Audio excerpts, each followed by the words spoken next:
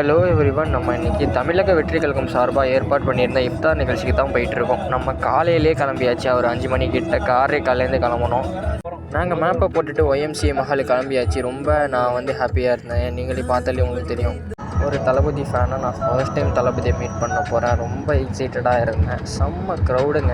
நான் அந்த க்ரௌடை பார்த்து மிரண்டே போயிட்டேன். க்ரௌடு அப்படிப்பட்ட ஒரு க்ரௌடு. எப்போது மதியானம் ஒரு 2:30 மணிக்கே இவ்வளோ க்ரௌடை நான் பார்க்குறேன்.